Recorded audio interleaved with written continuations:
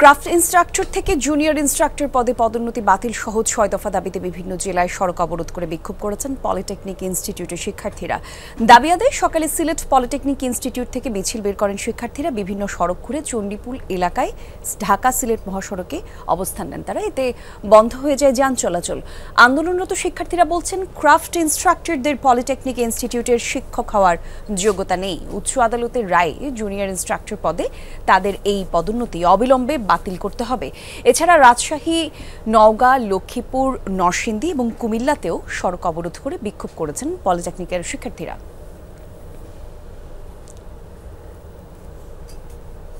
এছাড়া ৬ দফা দাবি আদায়ে দিনাজপুর পলিটেকনিক ইনস্টিটিউটের শিক্ষার্থীরা রেলপথ অবরোধ করেছেন। কর্মসূচিতে যোগ দিয়েছেন বেসরকারি পলিটেকনিকের শিক্ষার্থীরা। সকাল 10টার দিকে শহরের ফুলবাড়ি বাসস্ট্যান্ড এলাকায় প্রধান সড়কে রেল ক্রসিংয়ে অবস্থান নেন তারা। এতে দিনাজপুর থেকে পার্বতীপুর হয়ে ঢাকামুখী রেল যোগাযোগ বন্ধ হয়েছে। একই সাথে বন্ধ রয়েছে দিনাজপুর ফুলবাড়ি সড়কে যান চলাচল।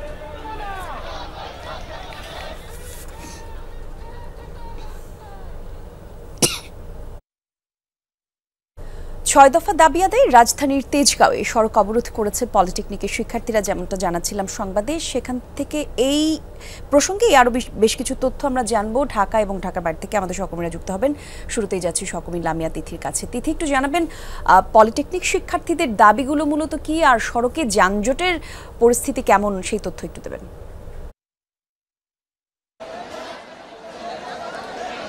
কলি, যদি আমি একটু দেখাতে চাই আপনাকে যে এই ৭ রাস্তার মোড়ে কিন্তু এই যে শিক্ষার্থীদের স্লোগানে মুখরিত হয়েছে। এখানে শিক্ষার্থীদের মূলত হচ্ছে যে দাবি রয়েছে, তারা কিন্তু ৬ দফা দাবি দিয়েছে। তারা কিন্তু এটি পূর্ব ঘোষিতই এই ৬ দফা দাবি জানিয়েছে।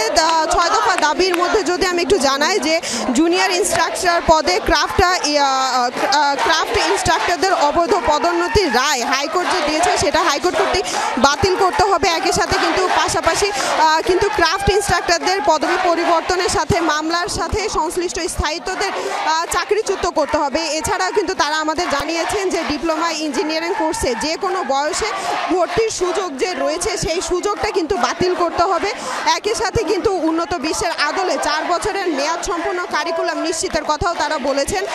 তারা আমাদের জানিয়েছেন যে উপসহকারী প্রকৌশলের ও সমমান যে 10ম গ্রেড রয়েছে, সেটির কিন্তু এই 10ম গ্রেডের কিন্তু যেই 4 বছর মেয়াদী ডিপ্লোমা ইঞ্জিনিয়ারিং এবং ইঞ্জিনিয়ারিং থেকে পাশকৃত শিক্ষার্থীদের যে সংরক্ষিত থাকা সত্ত্বেও যেসব সরকারি এবং রাষ্ট্রায়ত্ত, স্বায়ত্তশাসিত এবং স্বায়ত্ত শাসন প্রতিষ্ঠান ডিপ্লোমা ইঞ্জিনিয়ারদের নিয়োগ দেওয়া হচ্ছে, সেই নিয়োগ কিন্তু আইনিভাবে ব্যবস্থা গ্রহণ করতে হবে তাদের বিরুদ্ধে। কারণ এই নিয়োগটা তারা বলছেন এটা হচ্ছে বৈধ নয়। একই সাথে কিন্তু তারা আমাদের শিক্ষার্থীরা জানিয়েছেন যে কারিগরি শিক্ষার বৈষম্য ও দুরবস্থা দূর করার পাশাপাশি দক্ষ জনবল তৈরিতে কারিগরি শিক্ষা ও উচ্চ শিক্ষা মন্ত্রণালয়ের নামে তাদের কিন্তু স্বতন্ত্র মন্ত্রণালয় প্রতিষ্ঠা করতে হবে। একই সাথে বলেছে যে 4টি ইঞ্জিনিয়ারিং কলেজ যেমন নড়াইল, নাটোর, আগ্রাছড়ি ও ঠাকুরগাঁওয়ে কিন্তু যেই মনোটনিকা হতে পাশকৃত শিক্ষার্থীদের জন্য অস্থায়ী ক্যাম্পাস ও ডুয়েটের আওতাভুক্ত একাডেমিক কার্যক্রমের পরিচালনার মাধ্যমে কিন্তু আগামী সেশন। জি, বুঝতেই পারছি। তিথি, আপনাকে অসংখ্য ধন্যবাদ আমাদের সঙ্গে যুক্ত হবার জন্য। সিলেট থেকে আমাদের সহকর্মী নাবিল হোসেন আছেন আমাদের সঙ্গে, একই প্রসঙ্গের তথ্য তার কাছ থেকে একটু জেনে নেব। নাবিল, যেমনটা বলছিলাম, কি কি দাবি জানাচ্ছেন শিক্ষার্থীরা সিলেট, একটু আমাদের জানাতেন যদি। কলি, আমরা এই মুহূর্তে আছি ঢাকা সিলেট মহাসড়কের যে প্রবেশ পথ, সেই সিলেটের চণ্ডীপুল এলাকা, এবং পুরো এলাকাটি এই মুহূর্তে সিলেটের পলিটেকনিক ইনস্টিটিউটের যারা শিক্ষার্থীরা তারা কিন্তু অবরোধ করে রেখেছেন, এবং এতে করে ঢাকা সিলেটের যে সংযোগ, সেই সংযোগ আপাতত বন্ধ, এবং অসংখ্য যানবাহন এখানে আটকা পড়ে আছে। দাবির বিষয়ে আমরা শিক্ষার্থীদের সাথে কথা বলেছিলাম। তারা আমাদেরকে যেটি জানিয়েছেন যে ক্রাফট ইনস্ট্রাক্টর যারা আছেন তারা জুনিয়র ইনস্ট্রাক্টর অর্থাৎ শিক্ষক পদে নিয়োগের যে রায় আদালত দিয়েছেন, তারা সেই রায়কে বাতিল চান, এবং যতক্ষণ পর্যন্ত সেই রায় বাতিল না হচ্ছে তারা তাদের অবস্থান কর্মসূচি চালিয়ে যাবেন। এবং আমরা দেখছি যে এই মুহূর্তে এই চণ্ডীপুল পয়েন্টে বিপুল সংখ্যক পুলিশ সদস্যের উপস্থিত রয়েছে।